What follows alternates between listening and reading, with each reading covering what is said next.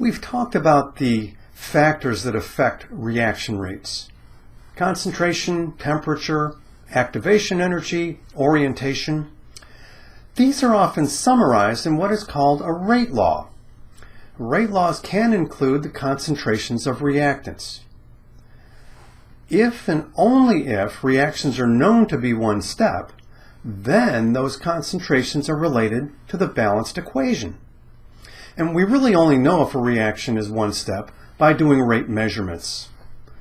Regardless, let's take a look at the form of a rate law and practice writing those expressions for one-step reactions. We'll again start with our prototype reaction. We know that both the forward and reverse reactions are one-step reactions. Again, we cannot get rate laws from balanced equations except for one-step reactions. The form of the rate laws look like this. The rate of the forward reaction is a constant times the concentration of CH3I times the concentration of hydroxide ion. As with expressions for equilibrium constants, the square brackets mean the concentration of. The lowercase k is called the rate constant. The rate of the reverse reaction is the rate constant for the reverse reaction times the concentrations of the products multiplied together. The two rate constants, K sub f and K sub r, will be different numerically. Notice that for the forward reaction, the concentration of the reactants dictate the rate, while for the reverse reaction, the concentrations of the products dictate the rate. Let's dig into the rate constant some more. The rate constant K is usually given by this expression. K equals A times e to the minus e sub a over RT. E sub a is the activation energy, R is the ideal gas constant in units of energy, and T is the temperature in Kelvin. Because the forward and reverse reactions have different activation energies, we expect the forward and reverse rate constants to be different. Notice that because of the negative sign, a larger E sub A means a smaller rate constant. Capital A in front of the E, sometimes called the pre-exponential factor, is made up of two parts. It has the collision frequency if the concentrations are 1 mole per liter. This quantity would be temperature dependent. It also has what we have called an orientation factor, which is a number between 0 and 1 that essentially gives the fraction of collisions that have the proper orientation for reaction.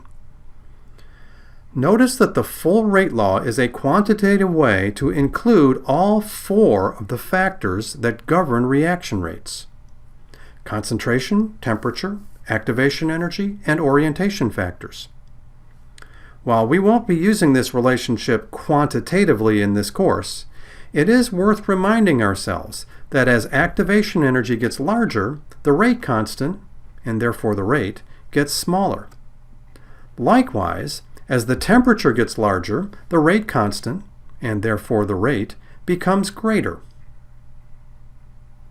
Let's do some examples of writing rate laws for reactions. Again, we will assume that these are one-step reactions.